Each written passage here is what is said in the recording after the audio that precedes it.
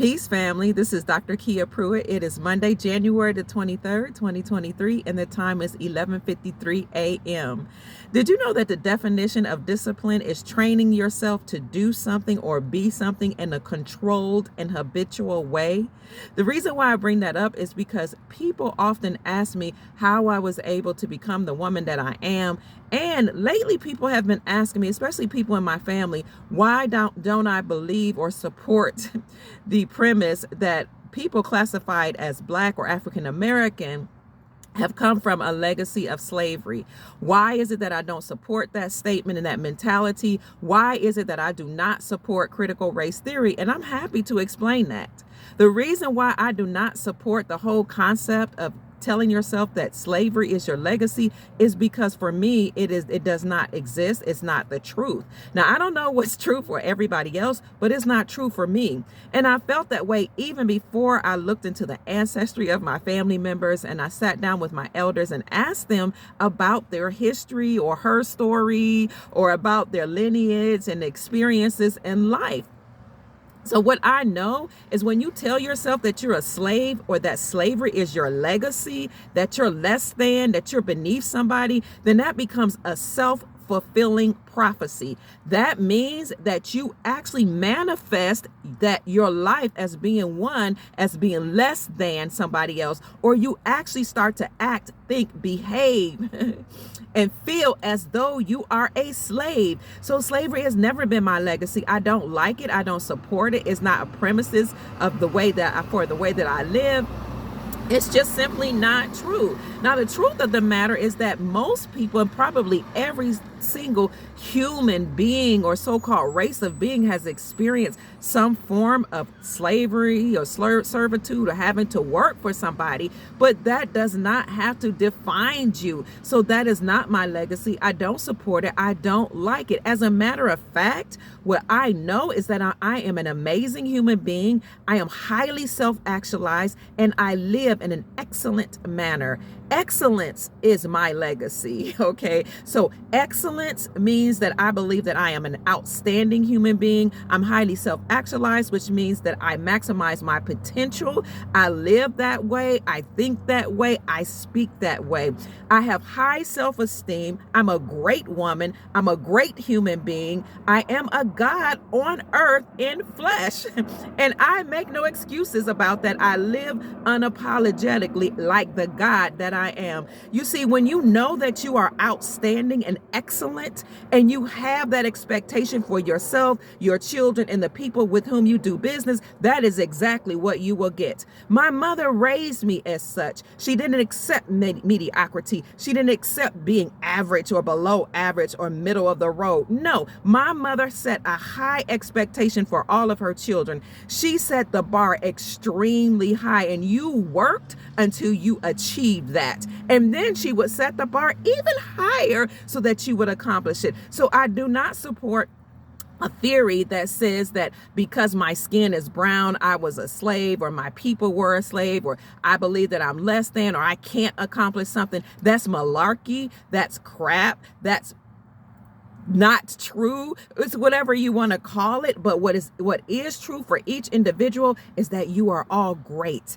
that you are all amazing, that you are super, that you're wonderful and magnificent, that you are God in flesh, having an experience in the flesh, an experience of the Creator. And when you start to think and behave that way, and you're impeccable in your thoughts and your words and your deeds, then my darlings, you will manifest all the beauty that you desire.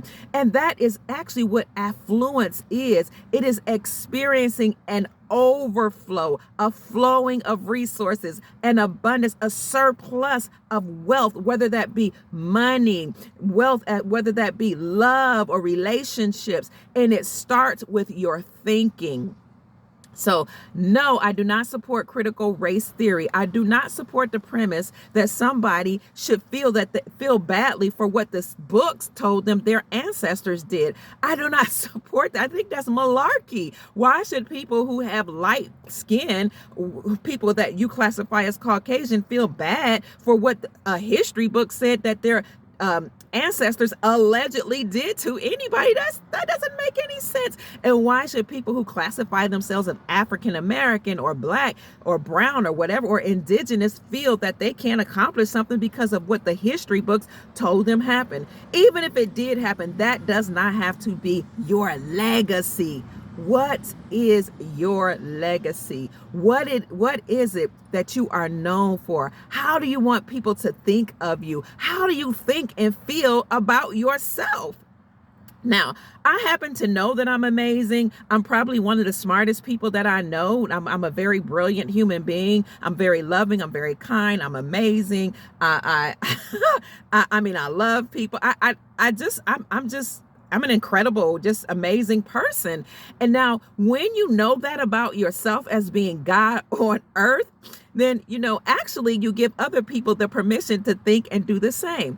And it isn't that some people will be uncomfortable by that. It isn't that they don't like you. It isn't that they think that you're have an overinflated ego necessarily, or that you're narcissistic. That's a program too. What it is that they see something in you that's so wonderful, so glorious and magnificent that they actually wish they could be that way. And so you living on purpose, being an excellent human being, actually gives them the template for how they too can be amazing. So again, my mom set a bar high for us. We were only able to tell her what we did, not even what you can do, what you did. What did you accomplish? So saying I can't, or I won't, or I didn't get to, and that was not permitted in my house. So that may be why I'm the way that I am. If you said I can't do something, you got severely disciplined for that or punished for that. So it was not a part of our vocabulary. You think you're talking to a woman who was reading before she started school. So my brother and I were reading encyclopedias, dictionaries, newspapers, and writing articles for our mother.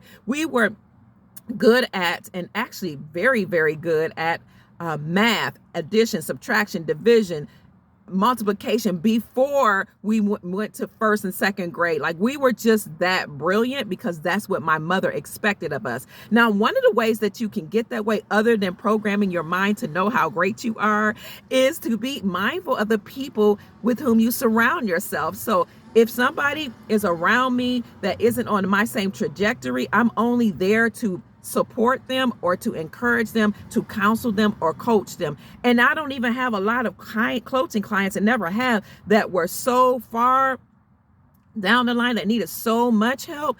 I would refer them to other agencies, but I do counsel people maybe who are not on my trajectory. However, my personal circle, my people with whom I surround myself, they think like I, or even at a higher level in some way or some capacity. So again, achieve excellence. Set the bar high for how you will show up in the world. Be impeccable in your word. Be excellent in your deeds. Be excellent and outstanding in your thoughts, and be very intentional about what you do. That means you have to begin each day with the end goal in mind, how you intend to show up. But even before you get to the day, you have to see yourself down the line. Where do you see yourself 10, 20, 30, 40, 50 years from now? Where do you see yourself and your posterity 100, 500, 1,000, thousands of years, millennial from now?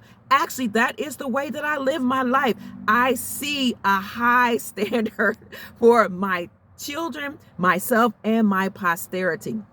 So you have to see it and be intentional. You have to set goals and then live it. And everybody around you should be in alignment with that goals and with those goals and the way that you think. Everybody and everything you do should align with that personal vision that you have for yourself. So that's why I always tell people, write a vision statement out. Where do you see yourself, your children, your posterity, meaning your future generations in the future? And write a mission statement. What is your mission? What is your purpose in life? How do you plan to show up in the world? How will you achieve those goals? And actually write down your values, a mission statement, a vision statement, and your values. So do that, family, and you will achieve excellence. Do not settle for mediocrity, being middle of the road, being okay, being average. I mean, if that's what you choose to do, that's fine. But if you desire to be a leader, somebody to whom people look up, somebody that people can use your life as a template, then you have to live a life according to a template of excellence. Now, mediocrity is a choice. It's just not a part of my vocabulary in terms of what I choose to speak or how I choose to think or behave on a daily basis. But in order to achieve excellence and not necessarily just mediocrity, you have to be disciplined. You have to be laser focused. You have to train yourself, train your mind and your body to achieve certain goals. That might even mean sacrificing. And what I mean by sacrificing is doing things like fasting. Fasting is a method of withholding your body from certain foods or drinks or certain things, even from what you watch in television, so that you can teach and train your body how to behave. So there are many benefits of fasting. That's not just about discipline, but it trains your mind to only focus on what's important. It causes that spiritual part of you, the highest part of you, to actually raise from low vibrational thinking. So this is just a short video about why I do not support the premise that people came from a legacy of slavery, and I do not like slavery movies. I will not watch them. I do not believe in critical race theory. I will not teach my children to hate somebody else because their complexion is lighter or because their descendants came from Europe. I will not teach my children that they should feel like they're less than because somebody called them black. So when you understand, and overstand etymology of words and the roots of words, the origin and the context in which they are used, then you be very mindful about the words that you speak. Because black, according to Black's Law Dictionary, means bleak, pale, void, non-existent, basically, and in other ways it means you're a slave. So I do not teach my children or my grandchildren that they are black. No, that is not who you are. That is not an ethnicity, and neither are you African American.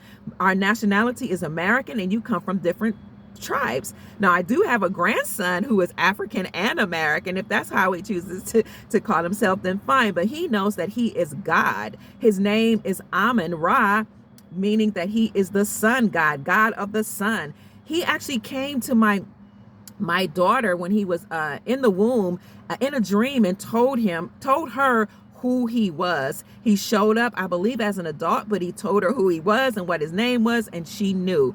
When it came to one of my granddaughters, actually, my son wanted to name her or desired to name her My Love in Spanish. So he chose that name for her. My mother named me Kia, which means royalty in Persia. It means queen, it means priestess, it means the foundation in Cherokee. So even in the names in which we call ourselves or go by, in which we name our children, our grandchildren, they should have meaning. Because when you have meaning, then it can set the tone for your life. So achieve excellence and set the bar high for yourself and do it, live it, be it, breathe it, think it, walk in it. So this is just a short video, family. I tell my children all their lives that you will achieve excellence, and that's what I expect of them, because the higher the expectation, the higher the achievement. Now, if you desire to walk out a purposeful life, then you have to be intentional about it. Write it down where you see your life today, tomorrow, 10 years, 20 years, 30 years, 50 years, 100 years down the line, and for your posterity, thousands, if not hundreds of thousands and millions of years down the line, and live that way starting from today. So again, excellence is the way to live in my paradigm, in my worldview. So I always hear, men talk about how, it's the guys that are the tallest, the guys that are the most athletic, the guys that are sharper, that they get all the women, they get all the this, that, and the third. What about the average guys? And my conversation or my answer to them, because for some reason I've been coaching a lot of men lately, is why don't you compete? Why are you just okay with complaining about how these men get the pick of the litter, or the best women, or the best woman, or the highest caliber of wife, why would you just sit around moping and complaining? It's the same thing I say about people that want to sing and march around all day saying we shall overcome, locking arm in arms and protesting. You know, if that's your thing, and if casting negative affirmations around yourself, saying hands up, don't shoot, and I can't breathe, and I'm taking a knee, if that is your thing, then that's your thing. But you probably will not be, no, you will not be a part of my inner circle, because we cast positive affirmations about ourselves. We know we're amazing. We know we're God's, and we walk, live, think, and behave as such. And we cast positive affirmations around our lives and into our existence and reality every single day. Now, my name is Dr. Kia Pruitt. I hope, in fact, I trust, and I know that I've said something, anything, to raise your vibration and cause you to live and manifest the most amazing, abundant, superfluous life that you desire and deserve. Take care, family. Peace. I love you. Bye-bye.